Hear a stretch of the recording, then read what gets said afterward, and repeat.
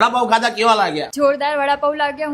હું ચાંદખેડામાં રહું છું, પણ ખાલી વડાપાવ ખાવા માટે હું ગોતા જતી હતી, અને હવે મને ચાંદખેડામાં જ વડાપાવ આવી ગયા, ને હવે હું અહીંયા જ આવીશ. આખો એસી વાળો કહે ને કે આખું બનાવ્યું છે કે એસી માં તમે બેસીને વડાપાવ, સેન્ડવીચ બધું તમે અહીંયા ખાઈ શકો. એમની બધું મેનુ તો તમે જોશો ને એટલું ખૂટશે નહીં. જોઈ લો ભાઈ, મેનુ એટલું બધું છે ને કે ભાઈ હવે તમને છે ને ગમે તે ખાવું હોય ને તો તમને મળી જશે. બહુ મસ્ત લાગ્યા, ટેસ્ટમાં બહુ સરસ છે, ક્વોન્ટિટી બહુ સરસ છે, એકમાં ધરાઈ જઈએ. બહુ સરસ છે, સ્વાદમાં સારું છે. જો ભાઈ કેવું તો પડે નહીં, ગોતાવાળા વર્ષોથી છે આ વડાપાવની લાઈન ની અંદર. તો ભાઈ ચાંદખેડાના ઓનર છે રવિભાઈ, તમે આ અમદાવાદની અંદર વડાપાવ તો બહુ બધા મળે છે, તો તમને કેમ આ ફ્રેન્ચાઇઝી લેવી છે સિટી વડાપાવની? હું પહેલા ગોતા વડાપાવ ખાવા જતો હતો, તો મને વડાપાવની જે ક્વોલિટી ને ક્વોન્ટિટી સારી લાગી, અને એ અનુસંધાન પ્રમાણે હું ચાંદખેડા પછી જુંડાલ રહેવા આવ્યો, એટલે મેં ચાંદખેડા ઓપન કરવાનું વિચાર્યું કે મારા ચાંદખેડાની પબ્લિકને આ વડાપાવ ખવડાવવું છે.